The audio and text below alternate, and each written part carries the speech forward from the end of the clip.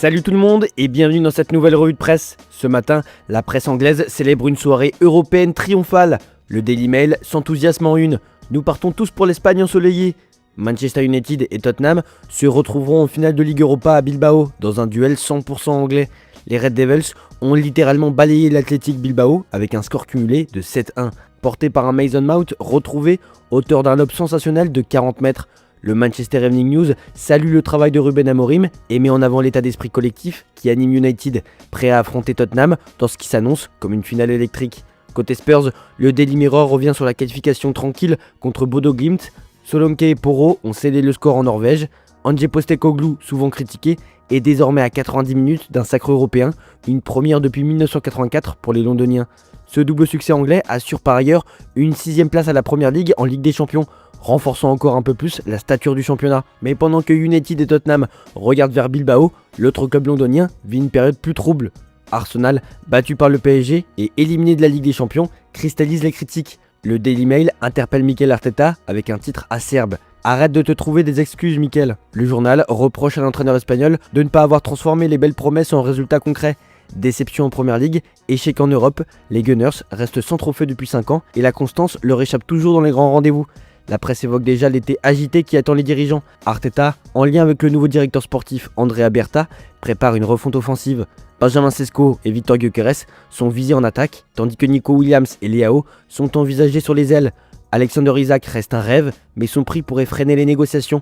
Plusieurs départs sont à prévoir, Trossard, Vieira, Lokonga, voire Zinchenko, alors que Jorginho est courtisé par Flamengo. Le chantier est plutôt vaste. Si Arteta espérait encore convaincre avec un exploit au Parc des Princes, les journaux britanniques semblent avoir déjà tourné la page.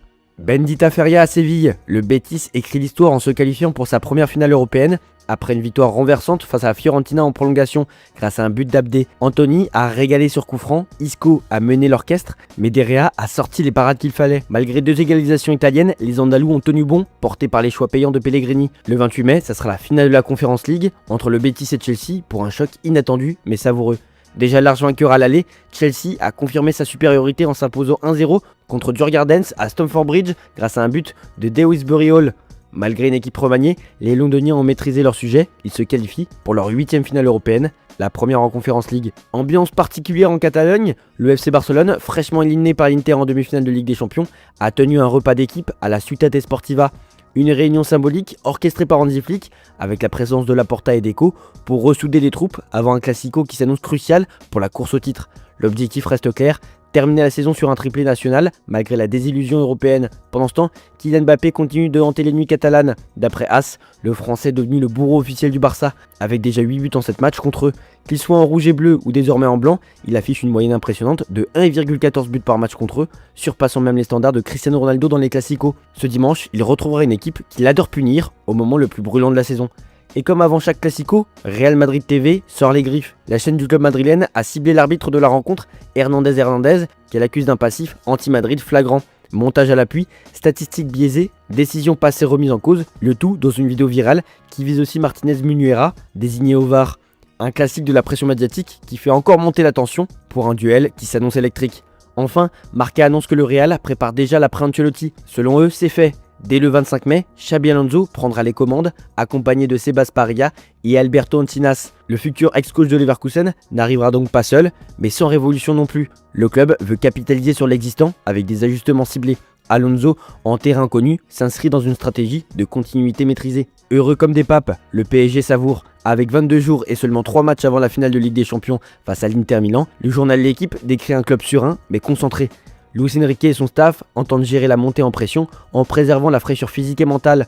Le calendrier allégé est vu comme un atout à condition de garder l'intensité. En ligne de mire, un Inter Milan redoutable sur coup de pied arrêté et dans le jeu de haut but avec le duo Lautaro-Thuram comme menace numéro 1. Du côté de l'Allemagne, le regard a changé. Longtemps critiqué, Paris est désormais loué pour sa cohésion, son humilité retrouvée et son identité de jeu. Ballack, Heynckes, Matthäus, tous saluent le travail du staff parisien. Pour Matthäus, il n'y a plus d'ego surdimensionné et les maillots du PSG sont désormais bien vus dans les rues d'Outre-Rhin. Seul Uli Hoeneß continue d'attaquer le financement du club, mais l'opinion générale a basculé. Ce pari plaît. Et As résume le tournant. Paris s'est rendu à Luis Enrique. L'Espagnol, critiqué à son arrivée, est devenu la véritable star du projet. À 2 matchs d'un triplé historique, prolongé jusqu'en 2027, il a su transformer le PSG en machine à gagner avec un collectif fort, une identité claire et une série de 39 matchs sans défaite à l'extérieur. Loin des individualités écrasantes d'hier, Paris avance désormais comme un bloc et tout le monde le suit. Victor Osimhen à la Juventus de Turin, le Corriere dello Sport relance le feuilleton. Courtisé par plusieurs clubs, dont certains en Arabie Saoudite, Osimhen serait dans le viseur de la Juve qui tente une opération séduction via Cristiano Giuntoli. Le Napoli ne peut pas imposer sa clause de 75 millions d'euros en Serie A, ce qui laisse une marge de manœuvre à la vieille dame. Pour financer l'opération, la vente de Vlahovic est envisagée. Ademola Lookman est aussi suivi en cas d'échec sur le dossier Osimhen. Un mercato déjà sous tension à Turin. Une première historique. PSG Inter, c'est l'affiche inédite de la finale de Ligue des Champions. Comme le souligne le Corriere dello Sport, les deux équipes ne se sont jamais affrontées en compétition officielle. Ce sera aussi le choc des ex de Serie A, Hakimi, Marquinhos, Fabian Ruiz, Donnarumma ou Kvaratskhelia côté PSG, tous passés par l'Italie. En face, l'Inter affiche un collectif solide, rompu aux joutes continentales. Luis Enrique, qui rêve de reproduire son triplé de 2015, affrontera un Simone Inzaghi affamé et stratège. La Gazzetta dello Sport détaille le plan de bataille de l'Inter. Toujours en course pour le Scudetto, Inzaghi jongle entre ambition nationale et gestion physique.